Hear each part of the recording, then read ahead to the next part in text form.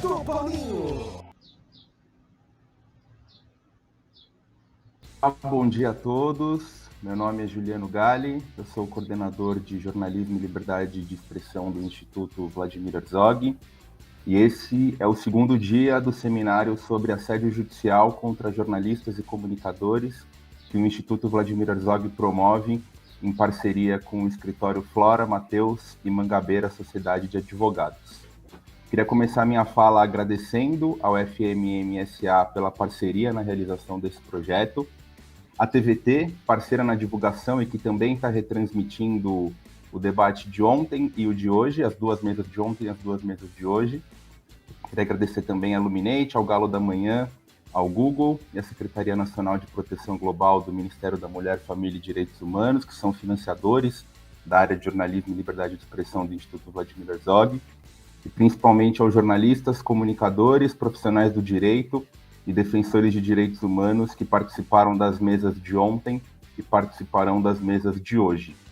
Por fim, agradecer também a Amanda Aldi, que foi a mediadora das conversas de ontem, e a Maria Tranjan, que vai ser a mediadora das duas mesas que a gente vai fazer no dia de hoje. Bom, o objetivo desse seminário, acima de tudo, é se debruçar sobre esse conceito de assédio judicial, que está no título do evento. Porque, no nosso entendimento, nos últimos anos, essa se tornou uma das principais formas de ataque a jornalistas e comunicadores em todo o país. E quando eu digo se debruçar sobre um conceito, acho que a nossa intenção é analisar os desdobramentos, as causas, as consequências, mas, acima de tudo, começar a reunir elementos para que nós, enquanto sociedade civil, possamos agir pública e politicamente para fortalecer a atuação da imprensa em todo o país. Acho que essa é uma prioridade para o Instituto Vladimir Herzog, que ao longo dos últimos anos fez questão de fortalecer essa área de jornalismo e liberdade de expressão e certamente pretende, a partir do ano que vem, fortalecer ainda mais.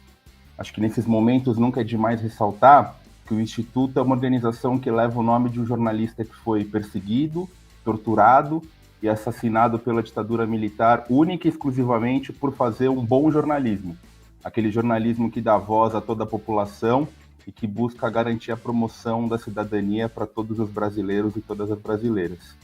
E acho que quando a gente fala de proteção a jornalistas e comunicadores, nunca é demais lembrar o nome do jornalista Dom Phillips, que ano passado foi brutalmente assassinado na região amazônica por denunciar a exploração criminosa de recursos naturais e o absoluto descaso do governo em relação a isso.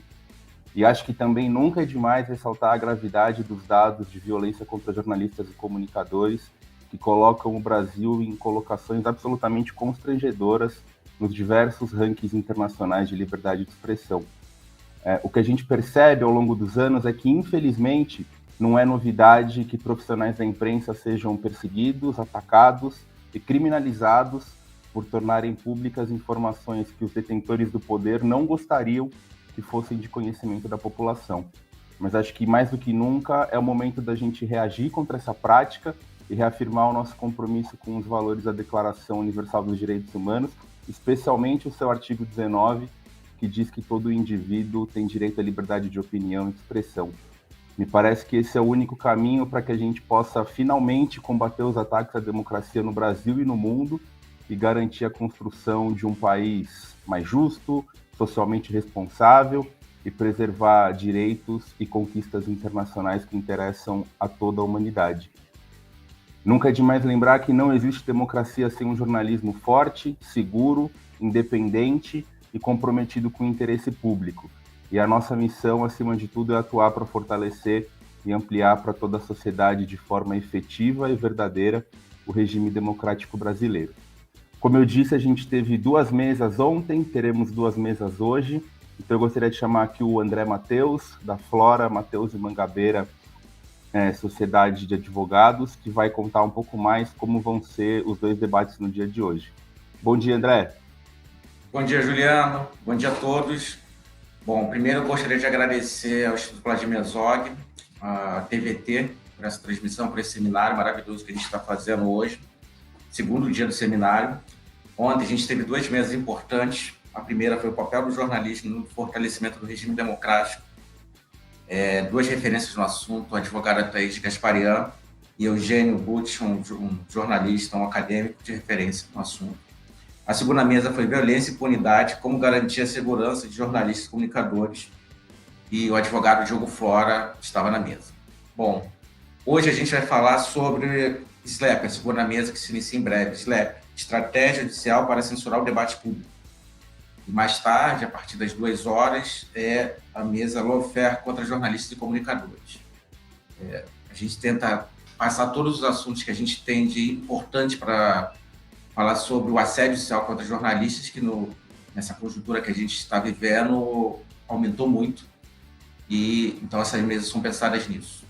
Bom, eu gostaria de fazer um pedido para todos que estão assistindo essa transmissão. No chat tem uma lista de presença. A gente pede que vocês preencham essa lista, que é muito importante para a gente saber quem está participando, para a gente conseguir realizar mais eventos assim. Então, a gente pede o nome e o CPF, única e exclusivamente para confirmar a presença nesse evento.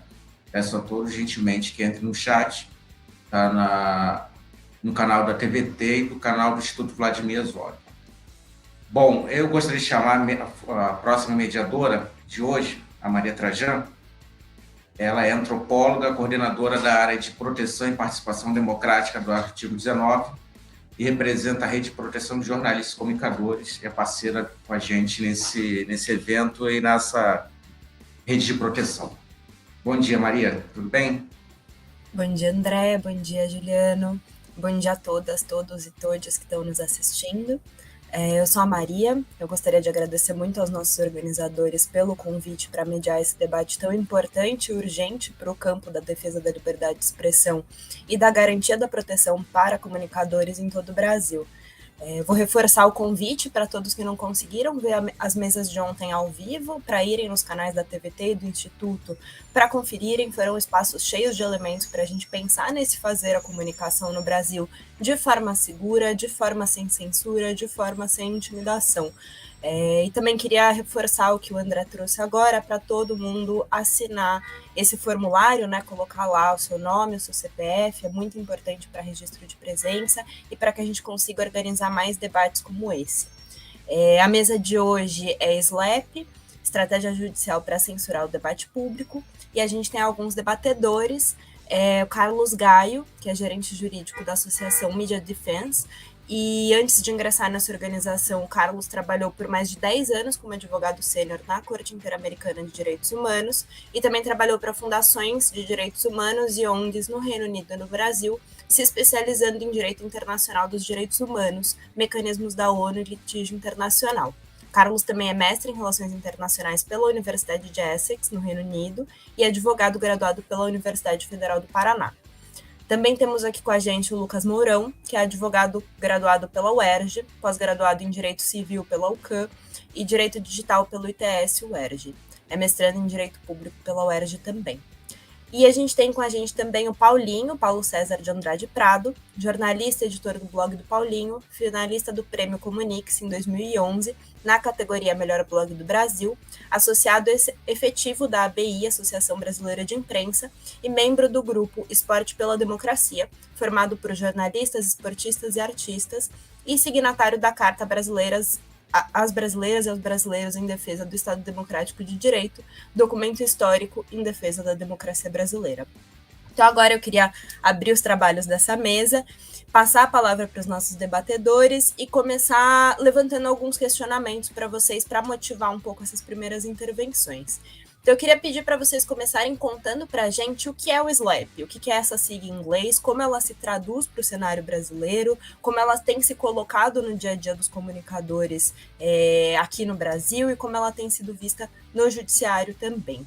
Então acho que a gente pode começar pelo Carlos, eu vou passando as falas, 10 minutos para cada um, eu aviso vocês à medida que o tempo estiver se esgotando.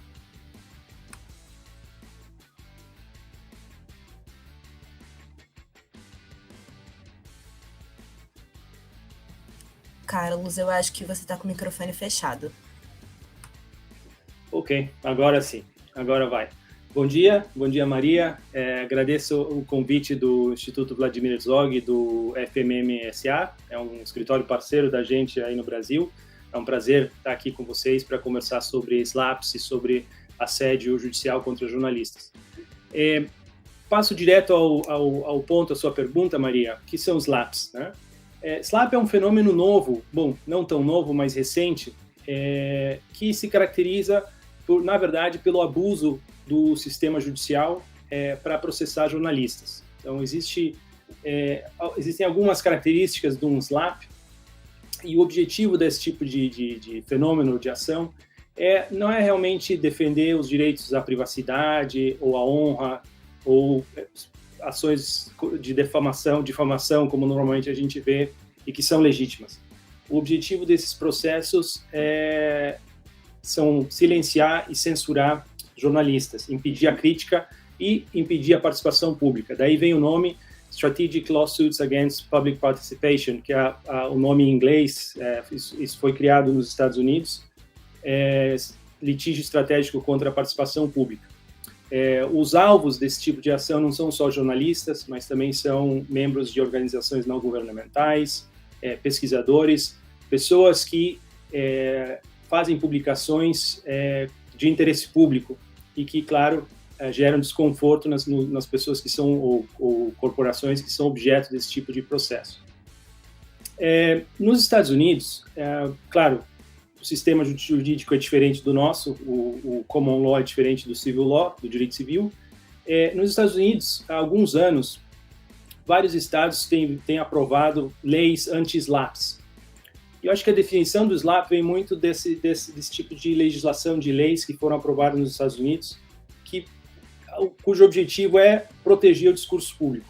A proteção do discurso público e da imprensa nos Estados Unidos ela é muito ampla. A Constituição americana e a segunda emenda provê um tipo de proteção que a gente não vê em muitos outros países. Ela é extremamente ampla, principalmente em assuntos de interesse público.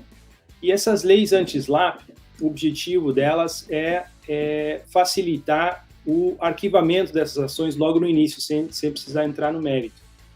30 estados americanos têm leis anti-SLAPP, o Canadá também tem esse tipo de legislação, a Austrália tem esse tipo de legislação.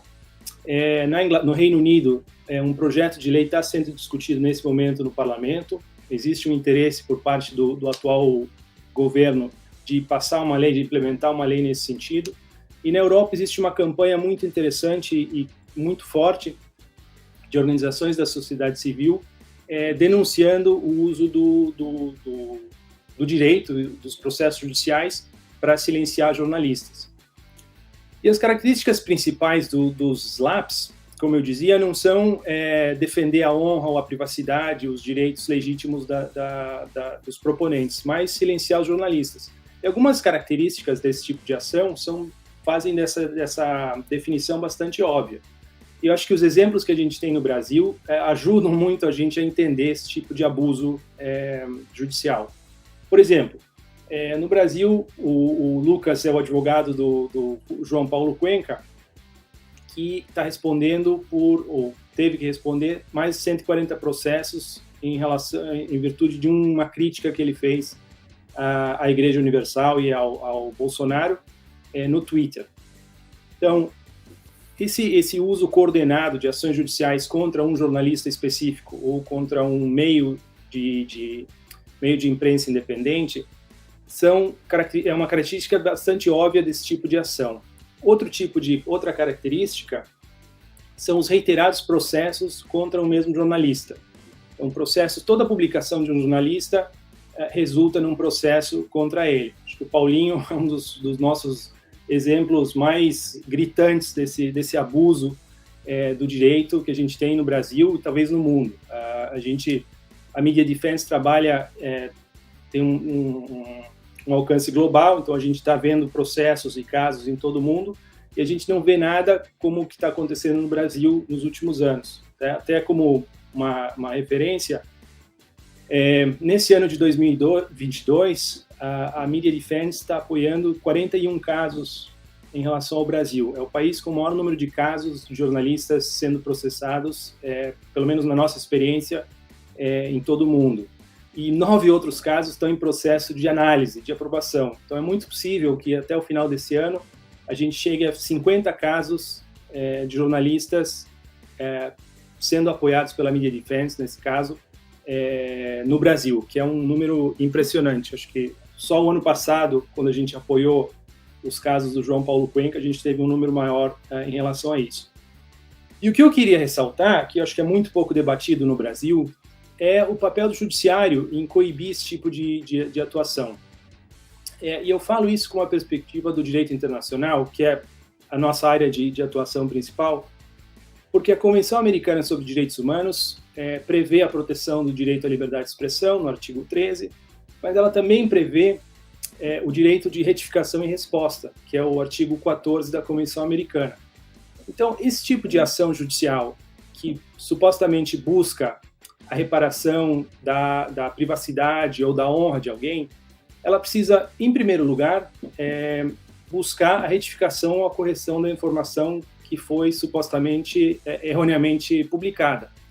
Agora, o que a gente vê nesses processos contra o Paulinho e contra vários outros jornalistas são pedidos absolutamente fúteis e absurdos. Então, fechamento do blog ou do site, a censura, a suspensão por 60 dias ou 90 dias de um site, a retirada do conteúdo, que seria o mais comum, multas abusivas, então 10, 30, 50, 100 mil reais pela publicação de um artigo na internet, o confisco de bens desses jornalistas que impediriam tanto a sobrevivência como a realização do seu trabalho. Então, esse tipo de pedido abusivo é completamente fora de lugar se você olhar esse problema a partir da perspectiva do direito internacional dos direitos humanos. E aí, esse elemento que o Poder Judiciário no Brasil precisa estar mais atento. Analisar o impacto desse tipo de pedido, desse tipo de decisão, não só para proteger o suposto direito que foi violado por uma publicação, mas o impacto que essa medida teria no interesse público, né, na divulgação de informação de interesse público dessas publicações, e também fazer um juízo de proporcionalidade em relação à legalidade, à legitimidade de aplicar uma sanção ou uma decisão como esses pedidos que são feitos diuturnamente no Brasil. O direito internacional prevê um teste tripartite para essa análise, e isso raramente é feito no Brasil. Na nossa experiência, o judiciário trabalha com um sistema completamente diferente, ignora as recomendações e os critérios estabelecidos pela Corte Interamericana de Direitos Humanos, e isso é algo que precisa ser mais debatido e precisa ser trazido para essa discussão dentro do âmbito do Poder Judiciário brasileiro. Maria, sei que o meu tempo está acabando, então eu termino por aqui e volto mais tarde se houver algum ponto mais para a gente conversar. Muito obrigado. Muito obrigada, Carlos. Acho que foi muito bom te ouvir agora no começo, algumas explicações já sobre o que é esse termo, como ele está sendo tratado em outros países, como ele vem sendo tratado no Brasil. E agora eu queria convidar o Paulinho para fazer a sua intervenção também. 10 minutos, Paulinho. Legal. Eu queria primeiro agradecer aos realizadores deste evento. É muito importante que esse assédio judicial, que é muito discutido nos bastidores, chegue realmente ao grande público, né? Pouca gente sabe o que acontece com os jornalistas. Você vê o cara às vezes condenado, então com dificuldade em alguma ação, você fala, pô, mas esse cara, o que será que ele fez? Por que será que ele teve problema? Por que ele tem que pagar a indenização? E ninguém entende, às vezes, o que está ocorrendo por detrás. Eu vou citar aqui alguns exemplos interessantes que demonstram claramente como funciona esse tipo de assédio. O meu blog, ele entrou no ar no final de 2006. E poucos blogs na época, aliás, até hoje, tratam a corrupção no esporte da maneira que eu trato, diariamente, praticamente, né? Porque a maioria dos jornalistas esportivos, eles cobrem o esporte da maneira entretenimento. O camarada vai lá, diz quem fez o gol, quem foi contratado e sofre menos represália, né?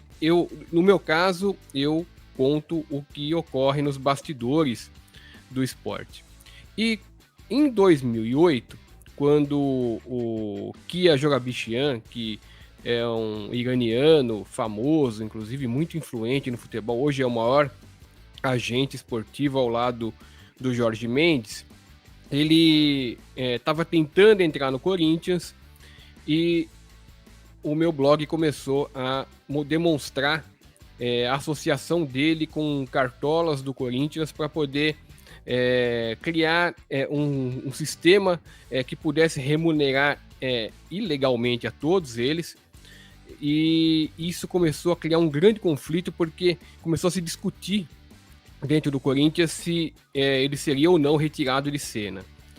E por conta disso, ele contratou da Inglaterra, porque ele não podia entrar no Brasil porque ele estava sendo investigado. Ele contratou o escritório do Robert Podewell, que é um conhecido criminalista brasileiro, né? E eu soube, através de uma das pessoas que trabalhavam no escritório do Podewell, que ele destacou um funcionário para ler o meu blog todos os dias, e cada vez que o nome do Kia fosse citado, seria aberta uma ação criminal. Então, em 2 meses, o Kia abriu 23 ações criminais contra mim. Em 2 meses. Essas 23 ações criminais foi num período que eu ainda estava na faculdade de jornalismo, o blog já estava famoso, mas eu estava me formando e não tinha advogado e eu ia me defender sozinho. Quando eu chegava na audiência, a advogada que estava destacada pelo escritório do Podewell falava: olha, nós temos como resolver isso. Nós só queremos que você assine um termo dizendo que você nunca mais vai citar o nome do Kia no seu blog. Quer dizer, o objetivo não era reparar a honra. O objetivo era realmente silenciar, né, o nosso trabalho com relação a isso. Quer dizer, aí começou o assédio. Existem outros tipos de assédio e também de comportamento da justiça que são preocupantes. No caso do esporte, principalmente, existe um tribunal em São Paulo, que é o GCRIM, que é para onde são direcionados a maioria dos casos, né, de difamação, calúnia, que são casos considerados pelo judiciário como casos de penas pequenas. E no GCRIM, os casos são direcionados para o GCRIM. E no GCRIM só tem 2 juízes. Esses 2 juízes são os que acolhem os casos. Então, chegou um determinado momento que eu toda semana estava no GCRIM, processado por todos os cartolas de clubes grandes do país, presidente da CBF foi processado por todos os presidentes, e os casos caíam sempre com os mesmos juízes. Porém, o GCRIM, ele é também o juizado do torcedor. E esses juízes e o promotor principal, que era o Paulo Castilho, eles tinham relacionamento com os cartolas, participavam de conselhos de clubes, eles participavam de eventos de federações. Então, toda vez que eu chegava no GCRIM para ser julgado ou para algum tipo de audiência, era o mesmo promotor e o mesmo juiz. E isso era muito complicado. Numa das minhas condenações, porque o público, não sei se nem todo mundo sabe, eu fui preso por difamação, o que é uma coisa maluca, né? Você imaginar que um sujeito vai parar num presídio, como o presídio de Tremembé, onde eu fui parar, com uma pena de 1 mês e 20 dias, e tenha iniciado num regime fechado, passando 10 dias numa solitária. Bom, numa das condenações, o proponente da ação era o dono da Calunga, o Paulo Garcia. Bom, o promotor do caso era o mesmo promotor do GCRIM, que participa também do juizado do torcedor, o Paulo Castilho. Eu coloquei no meu blog que a amizade do promotor com o Paulo Garcia era tamanha que eu pude relacionar diversos momentos íntimos em que eles jantavam um na casa do outro, em restaurante. Mesmo no dia do julgamento, quando o juiz foi cumprimentar o Paulo Garcia, eles se cumprimentaram com um beijo no rosto. Então você está num julgamento em que o juiz cumprimenta o proponente da ação com um beijo no rosto e o promotor do caso, que tem que receber ou não o caso, porque ele vai dizer se o caso tem que ser recebido ou não. Esse promotor, ele janta e almoça com um dos proponentes e não se dá por impedido na causa. Então você já sabe que o final desse caso vai ser complicado, né? Então é isso que ocorre, pelo menos não só comigo, mas com as pessoas que colocam mais o dedo na ferida, né? O dedo na ferida, não só na política, como no esporte, ou em outros casos. Eu verifiquei também esse caso do Cuenca, da Igreja Universal, que está investigando ele. Não é possível, né, que esses pastores, todos eles juntos, tiveram a ideia por si de processá-lo simultaneamente. É óbvio que isso é uma coisa orquestrada, assim como essas ações que o blog do Paulinho sofre de bastidores, normalmente com dirigentes que se interligam em negócios, são coisas orquestradas com o objetivo único de calar o blog do Paulinho e também, claro, prejudicar financeiramente, porque acaba prejudicando.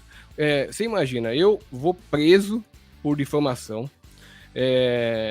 aí você vai mandar tentar uma colocação num outro local de trabalho, ou então tentar uma concorrência em algum lugar, você já está realmente prejudicado, né? Já está prejudicado.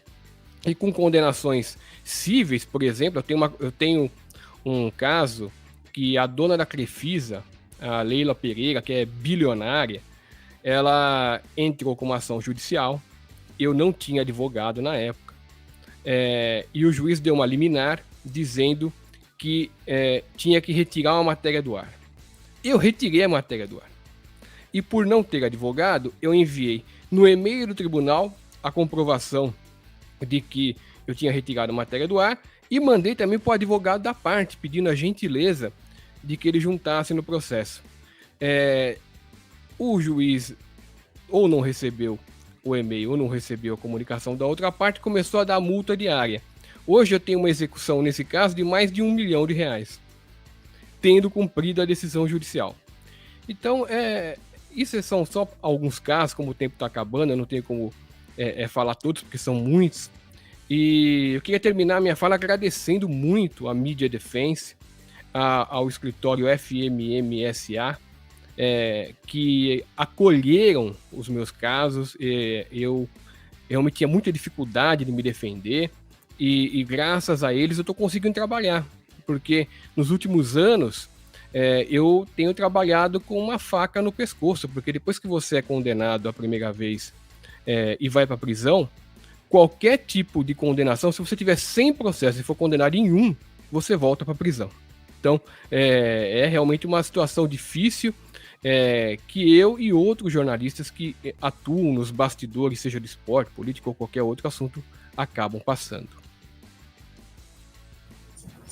Muito obrigada, Paulinho. Eu acho que foi super importante te ouvir. Eu sinto que, para além da gente discutir esses termos que estão em inglês, que estão aí com Convenção Interamericana, estão nessa esfera internacional também muito forte, vindo para a esfera nacional, a gente não pode nunca prescindir de trazer a experiência das pessoas que estão sofrendo com esse tipo de processo, né? E entender concretamente o impacto que isso tem na vida das pessoas. Muita gente, inclusive no mundo do direito, fala, mas é só um processo, são só alguns processos que esse jornalista, que esse comunicador, que esse radialista está sofrendo.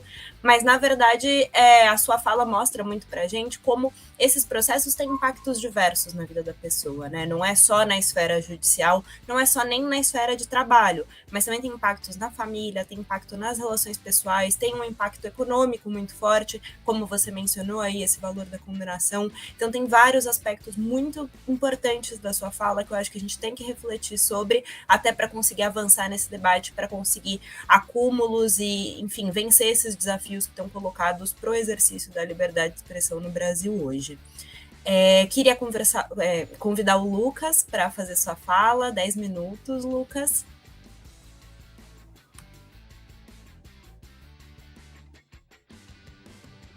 Obrigado, Maria. Bom dia. Eu acho que a gente está numa encruzilhada histórica e técnica em relação à liberdade de expressão, que no Brasil nunca teve uma tradição muito consolidada, é sempre muito de altos e baixos, sobretudo depois da Constituição de 88, onde se buscou, teve um esforço social para se consolidar a liberdade de expressão como um direito civil. Antes de oferecer o meu breve diagnóstico, queria complementar a você, Maria, novamente, ao Paulinho, ao Carlos, grande parceiro, e a todos os outros atores envolvidos nesse evento, que estou acompanhando desde ontem, e muito bom, né? Todas as mesas muito boas. Bom, como eu estava dizendo, a liberdade de expressão no Brasil sofre de altos e baixos, não somos um país historicamente afeto ou afeito à consolidação desse direito, é sempre um drama consolidá-lo e lutar por ele, mas desde 88 havia um ambiente de crescimento da cultura da liberdade de expressão como uma expressão da própria democracia, ou seja, a liberdade de expressão é aquele conceito, aquele direito que resume a liberdade democrática e resume a tentativa de consolidação do Estado Democrático de Direito. Tanto é assim que, ao longo dos anos, desde a Constituição Cidadã, as instituições têm reconhecido cada vez mais importância à liberdade de expressão, a ponto de que os tribunais superiores, sobretudo o Supremo Tribunal Federal, tenha declarado, em alguns julgamentos, em vários julgamentos, eu diria, que a liberdade de expressão é um sobredireito, que, embora não pudesse ser considerado como um direito acima dos demais direitos fundamentais, deveria ser considerada, deveria ser sopesada com uma importância preferencial em relação a todos eles. Parece contraditório, mas no fim das contas não é, né? O peso maior é a liberdade de expressão, portanto, a liberdade de expressão é um direito que só poderia ser afastado ou relativizado em situações absolutamente excepcionais e extraordinárias. E isso veio ganhando alguma força nos tribunais e até mesmo na sociedade, né? Foi sendo criado com algum esforço. A cultura da liberdade de expressão, até que a liberdade de expressão sofre um grande abalo no Brasil, mas em todo o mundo. A liberdade de expressão sofre um abalo quando a gente se depara com um fenômeno que, embora já existisse, era em escala muitíssimo menor, que é das notícias fraudulentas às chamadas fake news. As fake news, introduzidas pelo menos em grande escala a partir da eleição americana de 2016, vira de cabeça para baixo no mundo todo, mas sobretudo naqueles países onde a cultura da liberdade de expressão não estava absolutamente enraizada, vira esse direito de cabeça para baixo. Ou seja, estávamos diante de um problema sem solução ou sem qualquer formulação teórica mais profunda a respeito dele. O que eram as fake news, como elas agiam, e eram notícias fraudulentas criadas com o propósito de subverter a ordem democrática e tinham sucesso nessa empreitada, tiveram algum sucesso nessas empreitadas. Então, tivemos o Brexit, tivemos a eleição norte-americana, como já mencionei, tivemos aqui no Brasil a eleição de 2018, a gente não sabe exatamente qual é a extensão disso, mas foi um fator muito relevante. Tivemos outros episódios individuais, digamos assim, onde as fake news tiveram bastante impacto, como Marielle Franco, como João Iris, que hoje está exilado fora do país por conta, basicamente, das fake news, e outros casos vários. Então, isso criou um grande dilema. Como lidar com o crescente enraizamento da liberdade de expressão no Brasil se a grande ameaça atual, naquele momento, né, a própria existência da democracia eram as notícias fraudulentas. Como lidar com essa dificuldade de composição? Então, acho que quando a gente debate liberdade de expressão, no atual contexto, a gente não pode desconsiderar a dificuldade que é conter, de alguma forma, dentro desse direito, algumas soluções práticas e teóricas para limitar, ao menos, o poder absolutamente avassalador que as fake news têm. Esse é um contexto que não podemos tirar de vista, né? A gente precisa pensar nisso, porque consideramos, né, a teoria brasileira, pelo menos, considera que a liberdade de expressão é um direito de duas pontas, né? A liberdade de se expressar, mas também a liberdade de não ser informado com notícias sabidamente fraudulentas ou criadas com um artifício e com o propósito de enganar o receptor da mensagem. Acho que esse é um ponto relevante. Do ponto de vista das atuais circunstâncias que a gente se encontra no debate, me parece que um ponto muito crucial é que os agentes públicos, os altos funcionários públicos, têm usado o instrumento das SLAPs, como o Carlos bem explicou para a gente, como método de impedir determinados assuntos públicos ou impedir mais ainda que determinada figura pública seja criticada. Então a gente vê deputados processando maquiadoras ou pessoas comuns do povo, além, é claro, de jornalistas, comunicadores, sempre em juizado especial, já é uma característica que está colocada, com o objetivo não exatamente de vencer o processo e ter aquele suposto dano reparado, mas com o objetivo de proibir, essa é a palavra, que determinado assunto ou determinada pessoa seja criticada publicamente, ainda que ela seja um alto funcionário público. Também no Supremo Tribunal Federal existem já julgados reconhecendo que funcionários públicos, políticos, pessoas notórias, né, ainda que não exerçam cargos públicos, que as pessoas devem suportar um nível de crítica e até de grosseria mais profundo do que as pessoas comuns. Isto é, se você ocupa um lugar de figura pública, você tem que arcar com o ônus de ter a sua vida, de ter cada passo seu escrutinado pelo interesse público, pelos jornalistas e mesmo pelos usuários de redes sociais, como é muito comum, e isso deve ser suportado.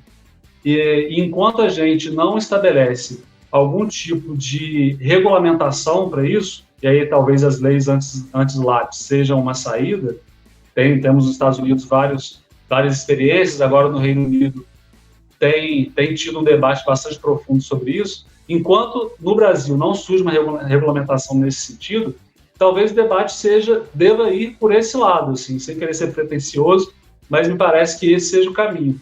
Ou seja, discutir se é razoável que figuras públicas, sejam elas empresárias, como no caso do Paulinho, políticos, como no caso de várias pessoas, né, ou mesmo jornalistas.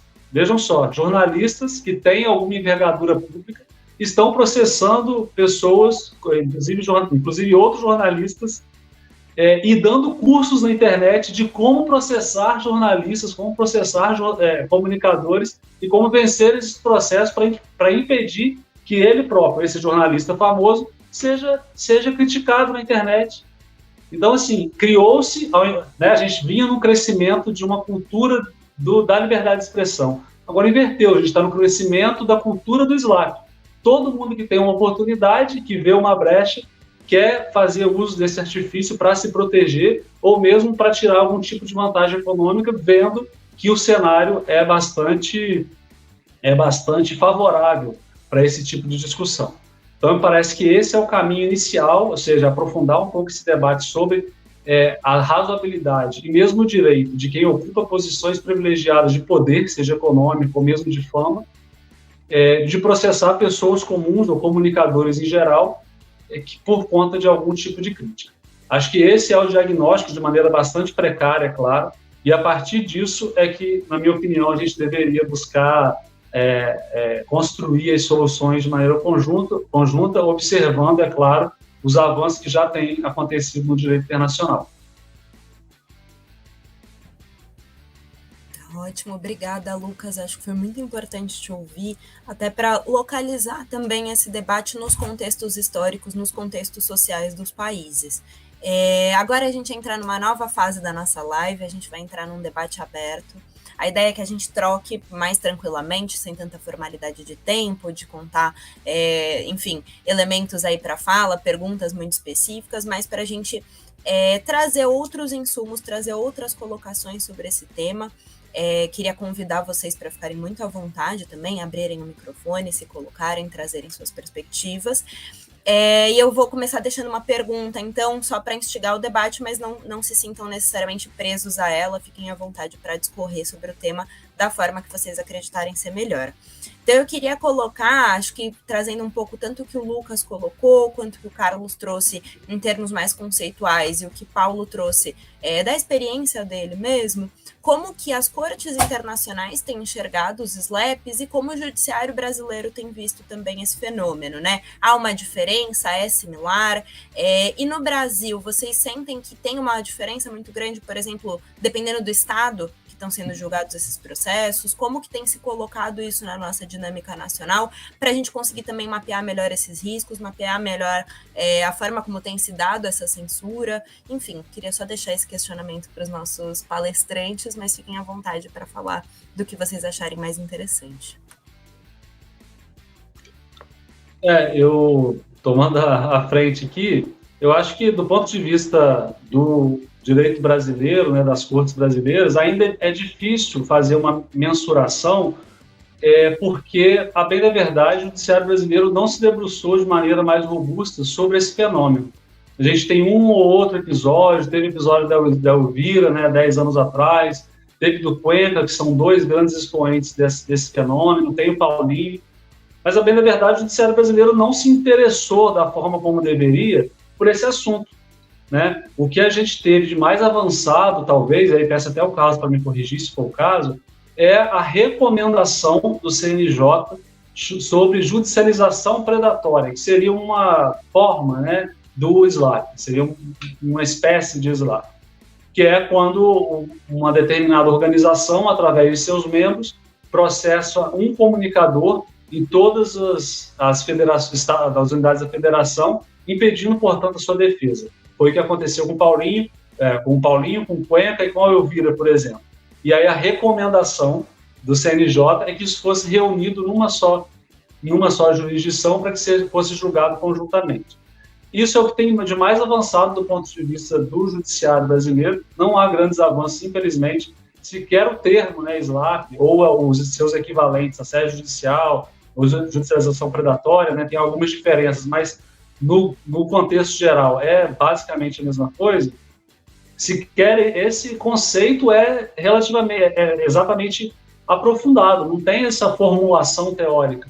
Essa é uma grande dificuldade, inclusive. Quando a gente vai apresentar as nossas petições, as nossas defesas, a gente tem que fazer um esforço bastante substantivo para explicar ao juízo que está diante daquele caso, explicar o fenômeno, explicar o que está acontecendo, de onde vem, qual é o conceito, quais são suas causas e consequências. Então, eu acho que o cenário brasileiro é esse. A ignorância, não exatamente pejorativa, mas a ignorância do fenômeno, né? Tem essa dificuldade, embora haja um crescimento, né, do interesse. Resultado disso, por exemplo, é esse seminário, né? Ou seja, a sociedade, de baixo para cima, tem se envolvido nesse assunto, se interessado nesse assunto, mas o judiciário, exatamente, ainda não tem grandes formulações a respeito. Lucas, o que existe em andamento aqui no Brasil, com relação a tentar amenizar um pouco esse problema, é a descriminalização da questão da injúria, calúnia e difamação. Fazer com que isso seja julgado apenas na esfera civil. Existem 3 projetos de lei que eu tenho acompanhado, que já passaram pelo parlamento brasileiro, que já foram para urgência urgentíssima. Eles foram colocados para poder ir para votação a qualquer momento. Só que esse a qualquer momento já dura 4 anos num projeto, 3 anos no outro, e o mais recente, 1 ano, que é o do Kim Kataguiri. Todos idênticos. Descriminalizar a questão da injúria, calúnia e difamação. O que a gente percebe com relação a esse fato, essa demora de colocar em pauta, é que há um interesse pontual, de repente, de um deputado ou de um grupo que ele representa, mas não há um interesse geral dos deputados em que isso ocorra, o que é muito estranho. Ou talvez nem tanto, né? Porque tem deputado que talvez queira impedir que eles mesmos sejam investigados e fica melhor para eles que esse tipo de situação permaneça como está. E só para poder pegar um ganchinho aí do que falou o Lucas também, com relação a jornalista processando jornalista, recentemente a Jovem Pan, que tem um discurso que a gente sabe muito bem que é um discurso complicado, um discurso muito próximo do golpismo, a Jovem Pan vive dizendo que os discursos de pretensos jornalistas, que na verdade tipos como Alan dos Santos tal, estão protegidos pela liberdade de expressão. Então, para a Jovem Pan, você pedir a morte de um ministro do Supremo está protegido pela liberdade de expressão, que obviamente não está. E a Jovem Pan, que briga tanto por esse conceito de liberdade de expressão, está me processando. Está me processando porque eu coloquei no meu blog, no período eleitoral, que o Adriles Jorge, que foi candidato a deputado, deputado ou senador, não lembro, aqui nessa última eleição brasileira, ele destinou 70% da sua arrecadação eleitoral para uma produtora ligada à Jovem Pan. Então, a Jovem Pan não gostou. E neste momento, não valia a liberdade de expressão. Joia. Maria, o Lucas acho que já explicou bem como o judiciário brasileiro vê esse tema e é realmente uma dificuldade enorme, porque não existe um entendimento ainda, é um tema que está sendo desenvolvido, não existe uma compreensão jurídica em relação a essa definição e nem uma normativa interna, né, nacional para aplicar isso. Bom saber, Paulo, sobre os projetos de lei sobre descriminalização. Até, a propósito, a Unesco publicou um relatório na quinta ou sexta-feira passada sobre o uso abusivo do direito contra jornalistas, e eles reportam que 160 países ainda contam com difamação criminal. Então, delitos de difamação, calúnia e injúria ainda são ofensas criminais em 160 países, que é uma coisa bem preocupante. Sobre o que você falou sobre tribunais internacionais, a gente tem acompanhado isso e tem participado como amigo da corte, ou em alguns casos a gente tem levado alguns casos em tribunais internacionais. Por exemplo, até acho que eu posso comentar que junto com o Lucas e o FMMSA, o Flora Mangabeira Sociedade de Advogados, a gente levou um caso do Paulinho à Comissão Interamericana de Direitos Humanos, porque a gente entendeu que o judiciário brasileiro não deu conta de proteger o direito dele à liberdade de expressão. Num caso específico, a gente levou esse caso à Comissão Interamericana e vai ser debatido. Então, é uma estratégia que existe e que poderia ser mais usada por advogados no Brasil. Voltando à tua pergunta inicial sobre tribunais internacionais, a Corte Interamericana de Direitos Humanos decidiu um caso no começo desse ano, se não me engano, publicou a decisão, no fim do ano passado, o caso Moyer Chacón contra Costa Rica.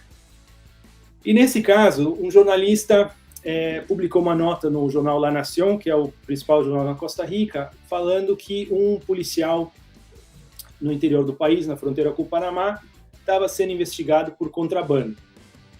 E ele conseguiu essa informação diretamente com o ministro de Segurança Pública. Ele ligou para o ministro, e o ministro confirmou, ele publicou. O policial processou, dizendo que não estava errado, que ele tinha sido difamado, e na verdade houve um erro. Ele não estava sendo investigado por contrabando, era por um outro delito, era por uma outra situação, mas não aquela que ele tinha sido referido na matéria. Ele processou, o jornal fez uma correção numa edição posterior, pequena, mas fez a observação que havia cometido esse erro, e ele processou criminalmente, o juiz arquivou o processo criminal, deu continuidade na esfera civil e condenou o jornalista e o jornal a pagar uma indenização de $5.000 na época. E esse caso, então, foi levado para a Comissão Interamericana, depois foi levado para a Corte Interamericana, e a sentença da Corte é bem interessante, porque ela, pela primeira vez, fala em SLAPS. Então, reconhece esse fenômeno, reconhece a existência, a preocupação pelo impacto dos SLAPS na liberdade de expressão e no trabalho dos jornalistas, na liberdade dos jornalistas de poderem fazer o seu trabalho sem medo e sem censura. Foi pela primeira vez um tribunal internacional se refere a esse conceito. Eu acho que muito disso foi por uma série de amicus curiae, ou escritos de terceiros que foram levados ao tribunal. Um deles foi da Media Defense.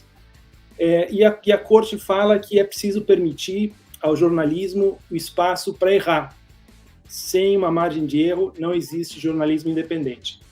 Então, é preciso dar um tipo de uma margem aí de manobra para o jornalista errar, porque acontece, todo mundo erra, poder corrigir.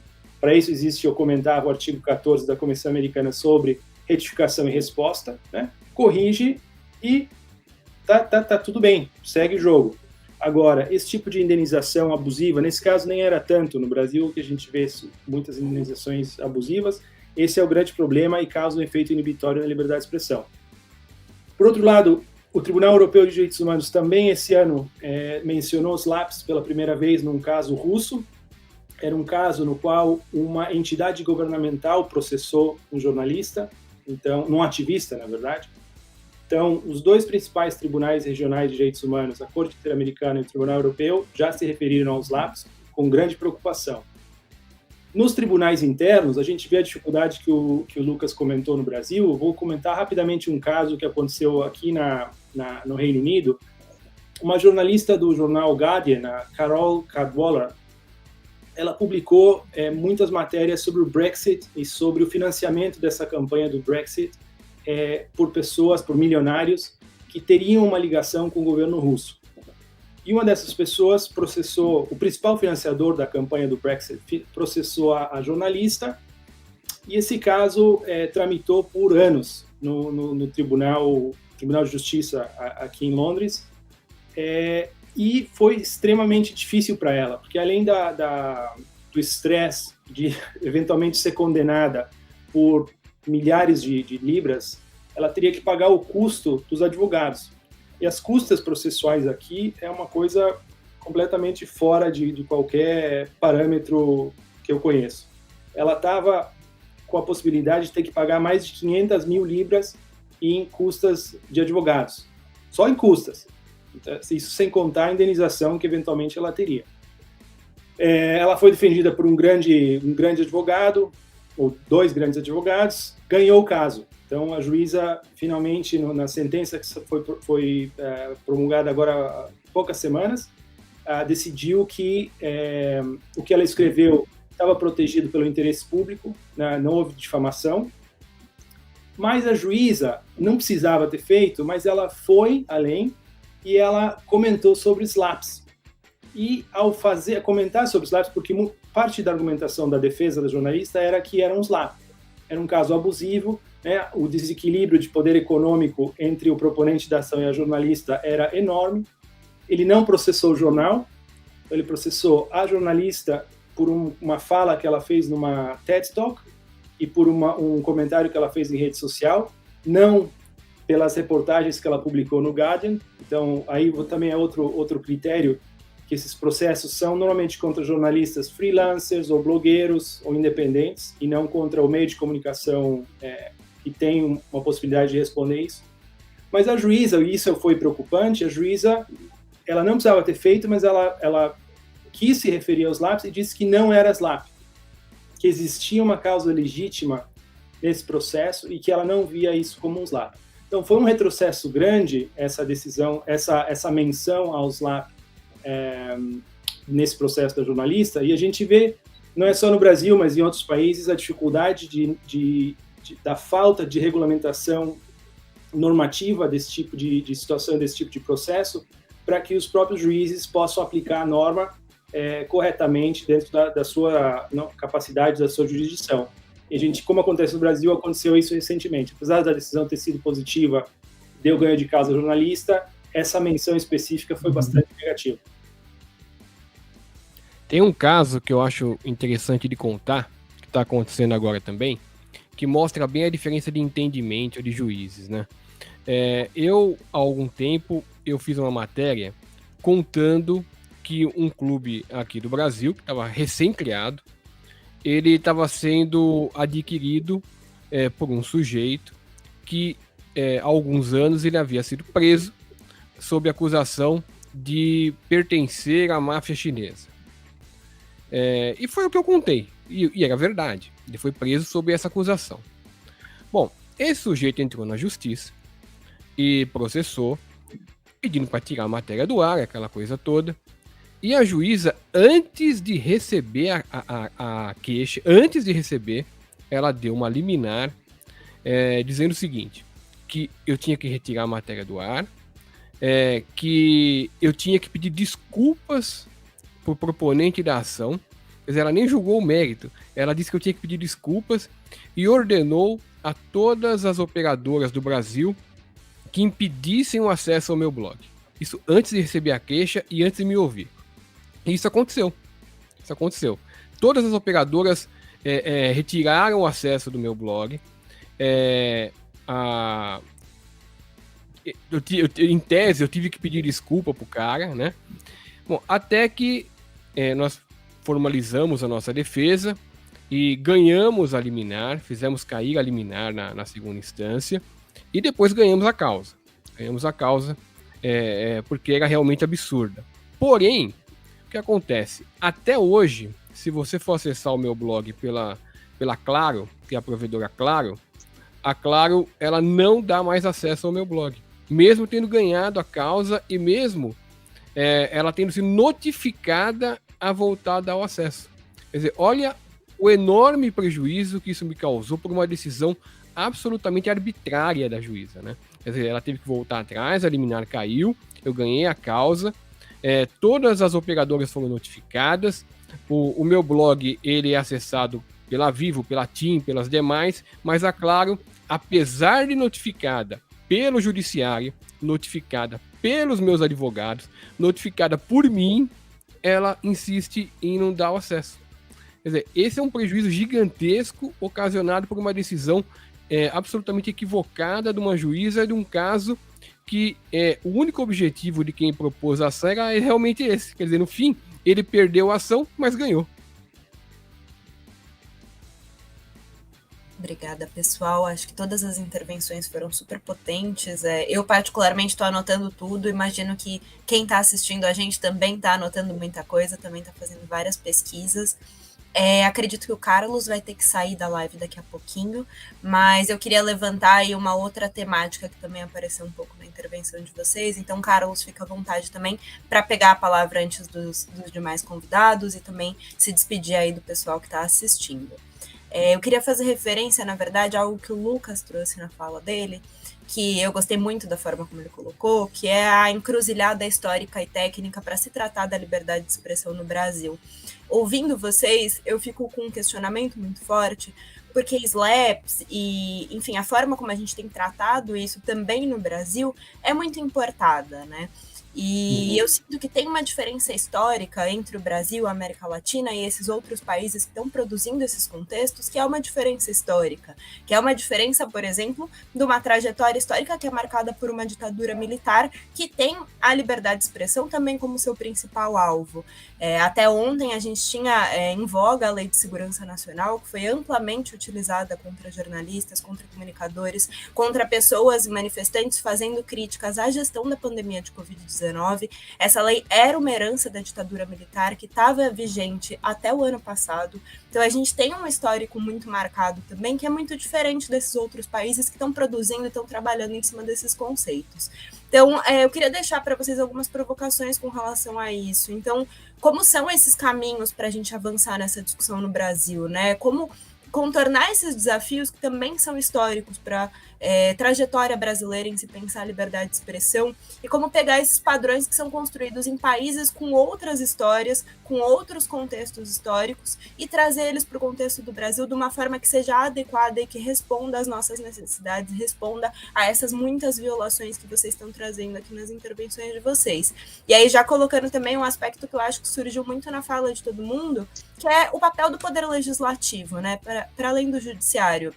Então, Paulinho trouxe a questão dos PLs, de descriminalização dos crimes contra a honra, que é uma reivindicação histórica da defesa da liberdade de expressão e imprensa no Brasil, que já há muitos anos a gente tem recomendações e recomendações internacionais para que o Estado brasileiro ande com esses projetos de lei e descriminalize os crimes contra a honra. A gente tem todo esse debate das leis anti-SLAPPs que aparecem em outros países. Enfim, isso passa também por uma perspectiva do legislativo brasileiro, que, como o Lucas também bem lembrou, tem feito uso desses processos, né? Tem feito uso dessas estratégias para censurar comunicadores e para evitar que críticas sejam feitas ao seu trabalho também no legislativo, ou à sua vida pessoal, às suas posições políticas, à sua ideologia, enfim. Queria deixar um pouco essas provocações para vocês e convidar o Carlos a tomar a palavra primeiro, se quiser, e também já se despedir da nossa audiência. Muito obrigado, Maria. Teus questionamentos são muito importantes. Eu não tenho uma resposta, acho talvez muito boa em relação a todos os teus pontos. O que eu posso é comparar um pouco sobre claro, a realidade brasileira é única, é diferente, mas mencionar algumas outras perspectivas sobre esse assunto que não são unicamente do Norte, não são dos Estados Unidos, Inglaterra ou Canadá, etc., mas que são mais próximas do Brasil, como a Colômbia e o Peru. São países onde esse fenômeno também é muito, muito forte. Talvez não tanto quanto o Brasil. O Brasil, o acesso à justiça, o uso E começar um processo judicial no Brasil é muito fácil, né? A quantidade de advogados que a gente tem é muito fácil, todo mundo faz. Ninguém respeita a decisão de instância, todo mundo apela para a segunda instância, para o tribunal. É muito difícil que um caso termine na primeira instância no Brasil. Em outros países não é exatamente assim. Mas queria só mencionar o exemplo da Colômbia, onde a Corte Constitucional colombiana também já se referiu às SLAPPs em alguns pronunciamentos recentes.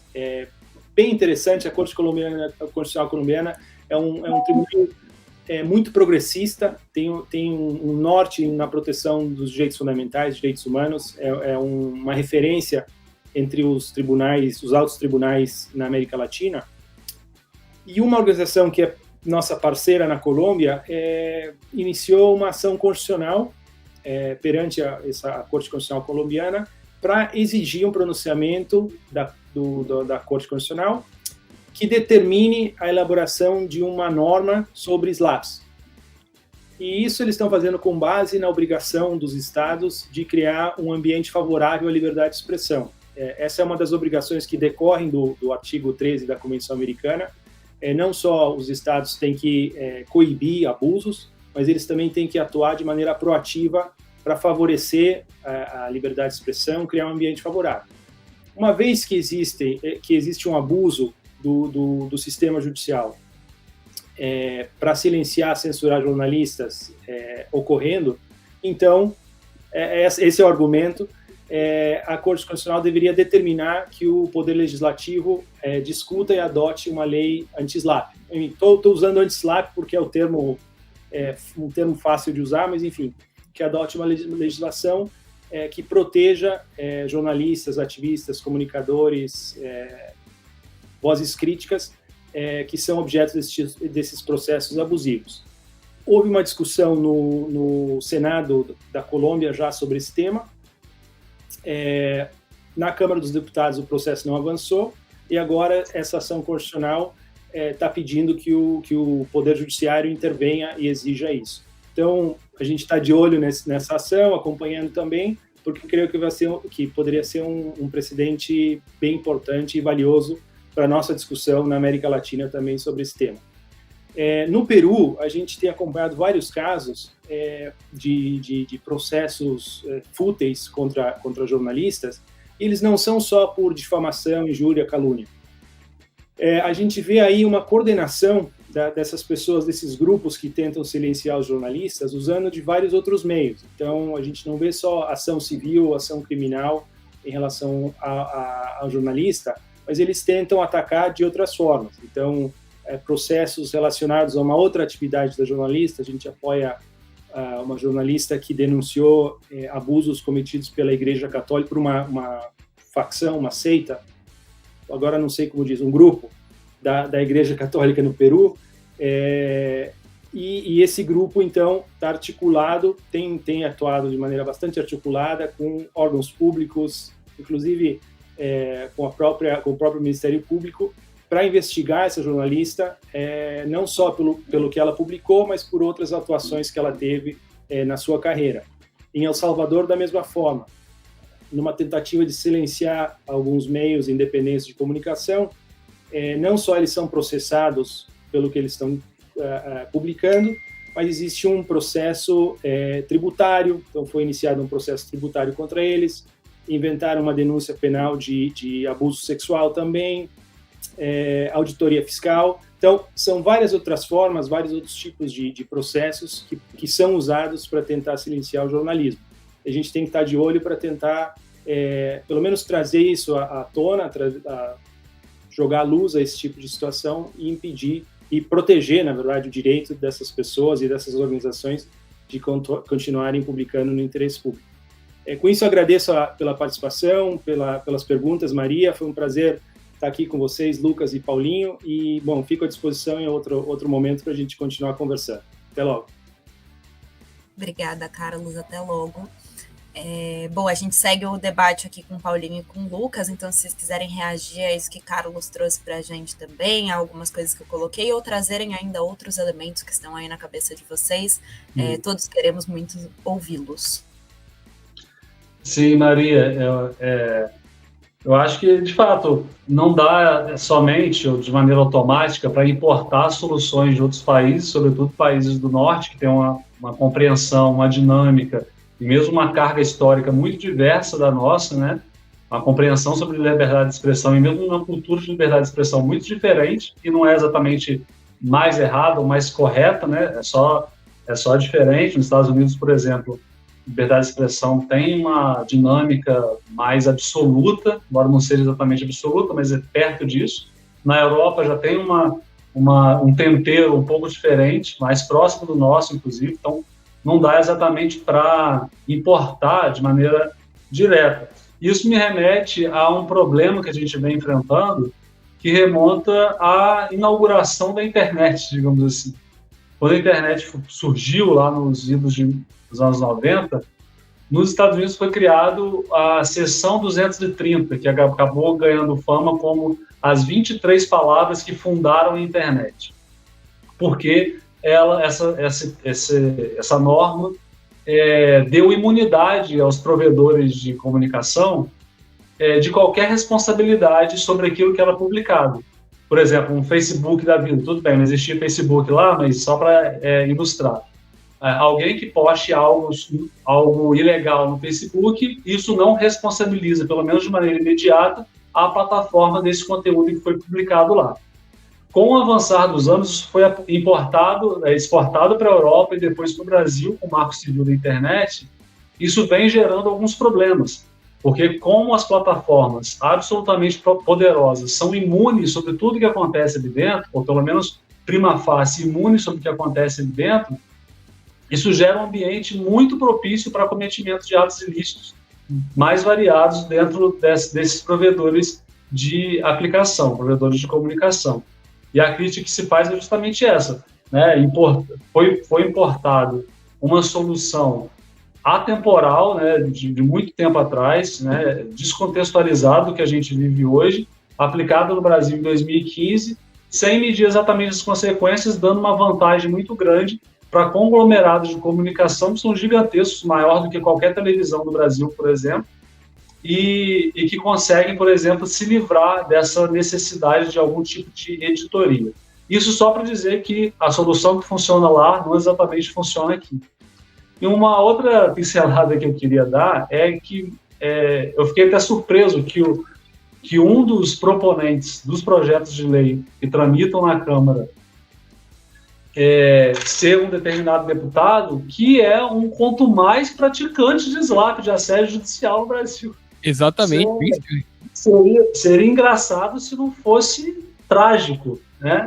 Ou seja, ele reconhece na atividade legislativa dele a necessidade de se proteger a expressão, sobretudo contra agentes públicos, e ele, um agente público, do alto do seu poder, dispara inúmeros processos contra comunicadores, jornalistas, mas não só, contra pessoas de outros trabalhos também, contra uma maquiadora. Já nosso escritório está defendendo uma maquiadora e criticou um desses autores, né, um desses deputados autores de um desses projetos de lei, e ele está pedindo lá uma indenização altíssima. Perdemos a primeira instância, vencemos a segunda, e agora ele está recorrendo ao STF para ver se consegue garantir uma indenização dessa pessoa. Sei que é um comentário um pouco descontextualizado, mas isso ficou aqui engasgado e me parece relevante, porque a gente vê como é desconexo e sem muita lógica esse debate no Brasil, né? Eu achei ótimo que alguém tivesse proposto a descriminalização reconhecendo, portanto, a liberdade de expressão, mas com a outra mão ele está marretando aqui os comunicadores na esfera civil. Então, enfim, é uma dicotomia que mostra o grau de complexidade e os passos que a gente tem que dar pela frente.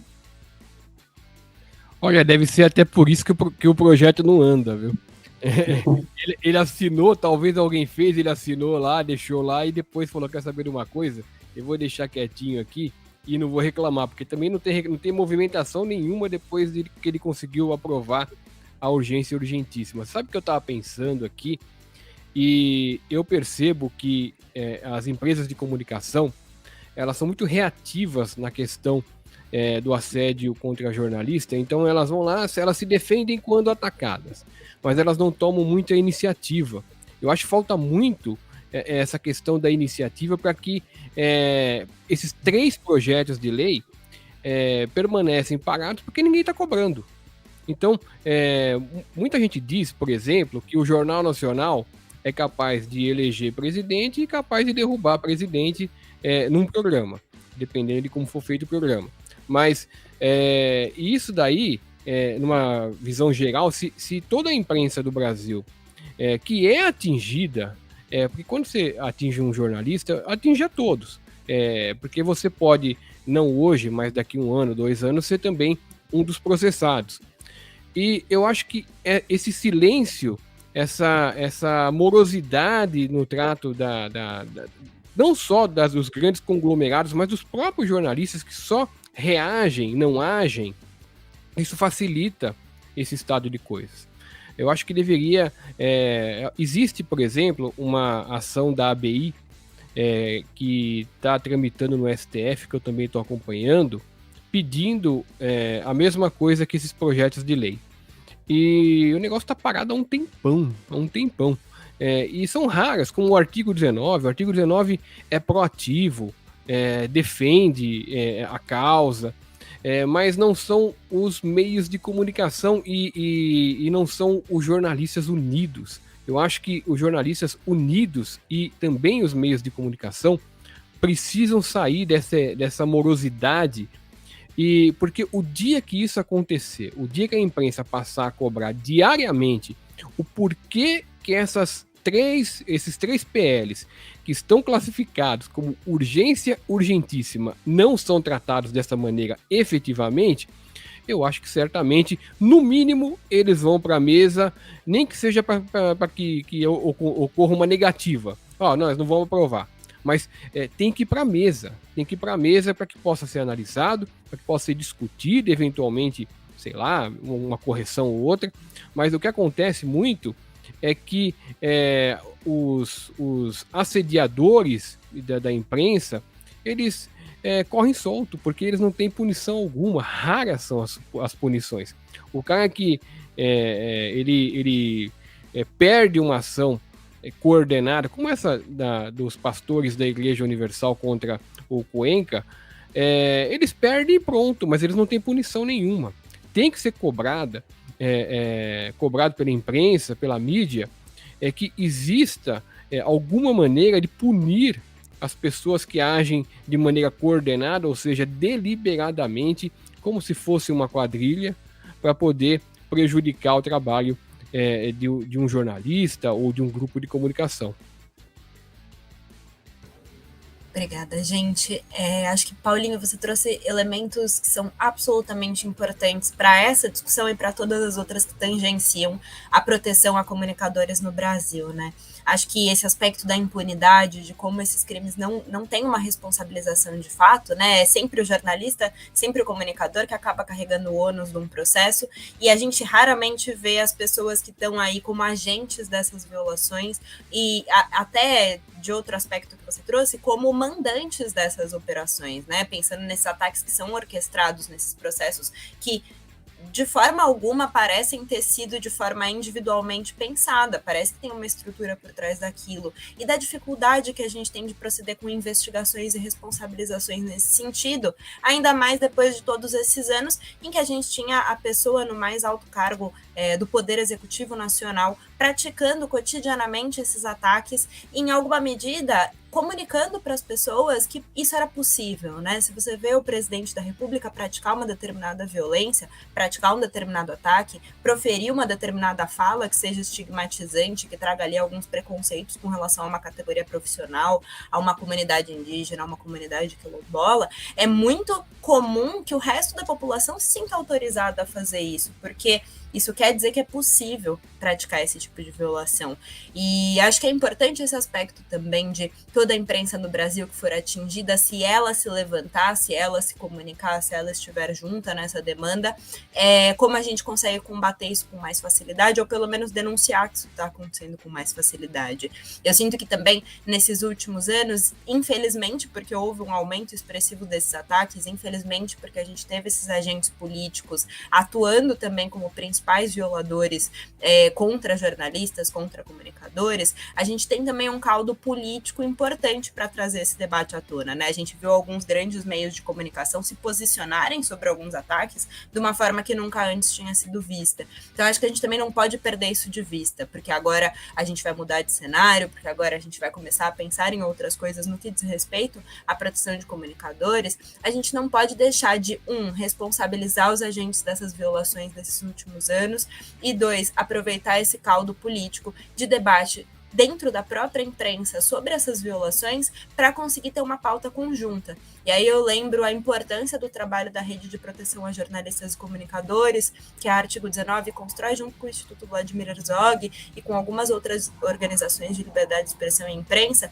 que reúne aí uma série de comunicadores, jornalistas, pessoas que estão na ponta em todos os estados do Brasil para debater proteção, para debater esses ataques e da importância que são esses espaços de troca, de ouvir as pessoas que estão sofrendo com isso, de ouvir os advogados, de ouvir quem está pensando politicamente nesses assuntos e criar disso uma grande rede que a gente consiga, de fato, combater essas violências, combater esse cenário de violação à liberdade de expressão.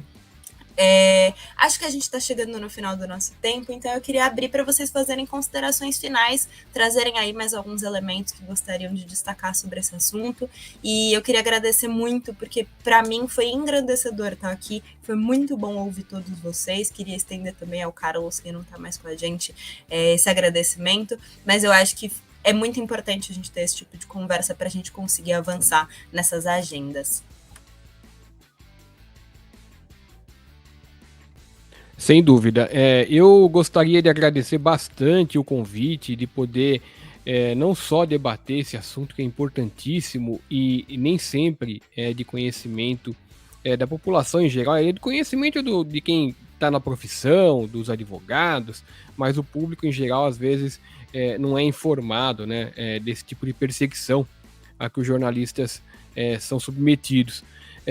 Gostaria de agradecer muito, reiterar o meu agradecimento não só ao FMMSA, mas também à Media Defense. Gostaria de agradecer também o Torna-Voz da doutora Thaís Gasparian, que participou também de uma defesa, está participando ainda da defesa de um caso, porque chegou um determinado momento em que eu cheguei a ter mais de 100 processos ativos.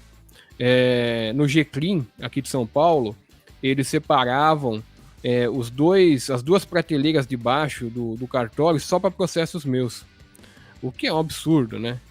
Tudo isso com 2 juízes. E eu cheguei a um determinado momento, por conta de questões financeiras mesmo, de ter que escolher se eu me defendia ou na esfera civil ou na esfera criminal. E devido a grande dificuldade que eu estava encontrando de muitas ações criminais, eu tive que me defender apenas nas ações criminais. Então, quando os meus advogados assumiram agora, eles abraçaram a minha causa, eles perceberam que eu tinha muito processo civil que eu poderia ter ganhado, mas não ganhei porque não me defendi. Não tinha como me defender, era tudo a revelia. E eles estão tendo que realmente botar ordem na casa e não só rever o que foi por passado, mas também defender o que é presente e o que certamente surgirá no futuro. Então é muito importante que os jornalistas que não têm um grande conglomerado por trás, que é o meu caso, eu estou há 16 anos no ar, trabalhando por conta, ganhando, sobrevivendo do que eu arrecado com banners de Google, banner do WordPress. Então, existe, claro, dá para pagar as contas, mas existe uma dificuldade grande quando esse tipo de situação judicial ocorre. Então é muito importante que pessoas que estejam em situações semelhantes à minha, essas pessoas sejam acolhidas para que possam continuar trabalhando, sejam acolhidas por organizações como o Artigo 19, organizações como o Instituto Vladimir Herzog, esse trabalho que está sendo feito em conjunto da Media Defense e do FMMSA. Eu falo assim porque eu sempre esqueço de falar o nome do escritório inteiro, é mais fácil falar a sigla, né? Então, mas então é isso, é muito importante esse tipo de trabalho e eu espero que seja mais divulgado e mais ampliado, porque quando eles entraram em contato comigo eu nem acreditei. Eles contaram, olha, nós estamos com um projeto assim, e eu ainda fiquei, mas será que é verdade isso daí? Porque eu jamais imaginei que eu ia ser acolhido dessa maneira. Eu nunca trabalhei tão protegido, que é uma proteção que provavelmente os jornalistas que trabalham no UOL, na Globo, na Record, em qualquer outro tipo de... Eles devem ter, que eu nunca tive. E eu estou tendo agora, e realmente espero que mais jornalistas sejam acolhidos da maneira que eu estou sendo acolhido, porque é muito necessário. Tem muito jornalista aí que... de bom potencial, de boa audiência, ou de audiência pouca, que seja, não importa, mas que tem dificuldade de trabalhar por conta desse tipo de perseguição. E os perseguidores gostam mesmo de atacar quem está desprotegido. Quando o escritório do Dr. Lucas passou a me defender, algumas pessoas que me processavam habitualmente coincidentemente deixaram de processar. Ou seja, eles atacavam porque sabia que não tinha defesa. Agora, com defesa, eles estão tomando um pouco mais de cuidado. Paulinho, obrigado aí pela confiança, esse trabalho que está desenvolvendo junto. É muito importante. Você, como eu disse antes, é um dos casos mais emblemáticos do Brasil, junto com Elvira e Cuenca, né? Vocês três, infelizmente, né, capitaneio essa árdua tarefa de suportar sobre os ombros os maiores casos de assédio judicial do Brasil. Maria, o que eu queria dizer para encerrar é o seguinte: eu acho que o grande desafio nosso, todo mundo, todos os atores, né, advogados, jornalistas, entidades que trabalham nessa cena da liberdade de expressão, não necessariamente nessa ordem, mas os desafios são retomar a disputa sobre o conceito de liberdade de expressão. Né? A gente sabe que a extrema-direita e um grupo político muito específico capturou para si o termo liberdade de expressão e as suas bandeiras para cometer os mais diversos absurdos que, evidentemente, estão fora da proteção da liberdade de expressão. Então, quando a gente diz na internet ou em eventos sobre liberdade de expressão, as pessoas já olham assim, meio de rabo de olho, falam: o que esse cara aí vai falar? Né? Porque já identifica esse termo como algo que é de um campo específico, um campo político muito específico e bastante radicalizado. Então, a gente tem que retomar a disputa por esse direito, que não é um termo, não é exatamente uma bandeira, é um direito que resume o Estado Democrático de Direito. Então, isso é muito importante, retomar a disputa desse direito. O outro desafio, me parece, é renovar a necessidade da liberdade de expressão voltar a ser tratada como um sobre-direito, como um direito preferencial na escala de direitos fundamentais. Não exatamente um direito maior ou mais importante, mas um direito preferencial que guie todos os outros, inclusive o direito à própria honra e à própria personalidade. Então, esses são os dois pontos que eu não sei exatamente qual a ordem de importância, eu não parei de refletir a respeito disso, mas são os dois pontos que me parecem absolutamente relevantes de ser tratados por nós. E esse é um grande desafio, porque envolve muitas camadas, é uma questão muito complexa. Então, esse evento que tem 2 dias poderia durar tranquilamente 2 semanas, 2 meses, 2 anos, e assim por diante, porque os desafios são enormes, extremamente complexos e desafiadores. Então, eu me coloco à disposição e agradecendo mais uma vez a Artigo 19, ao pessoal do Instituto Vladimir Herzog e a todos os demais participantes. Obrigado. Bom, muito obrigada, gente. A gente está chegando no final dessa mesa. Então, eu queria agradecer imensamente aos nossos convidados, Carlos, Paulinho, Lucas, e para quem acompanhou a live até aqui. Queria lembrar para quem está online assistindo a live com a gente que tem uma lista de presença, né, fixada nos comentários do YouTube. Então, por favor, quem está assistindo a live, se puder preencher, para a gente conseguir mensurar quantas pessoas participaram, quem participou, quem conseguiu acompanhar e quem não conseguiu, será muito importante para a organização do evento. Vou lembrar para todo mundo que também está assistindo a gente que hoje à tarde temos mais uma mesa super importante sobre lawfare contra jornalistas e comunicadores, e que enfim, para quem conseguir acompanhar, fiquem à vontade, vai estar tanto no TVT quanto no YouTube do Instituto Vladimir Herzog. E também lembrar mais uma vez que os vídeos de ontem ainda estão disponíveis, esse também vai ficar disponível. Então, quem quiser ver de novo, voltar em alguma parte que não conseguiu prestar tanta atenção, ou quiser ver alguma das mesas que perdeu, para acessar esses canais, ver os vídeos e compartilhar com todo mundo, considerando a importância desse debate que a gente está tendo aqui, que a gente destacou tão fortemente agora no final dessas intervenções. Então, agradecer mais uma vez aos convidados, ao Instituto e ao escritório que estão organizando esse evento tão importante. E é isso, gente. Até mais tarde. Muito obrigada.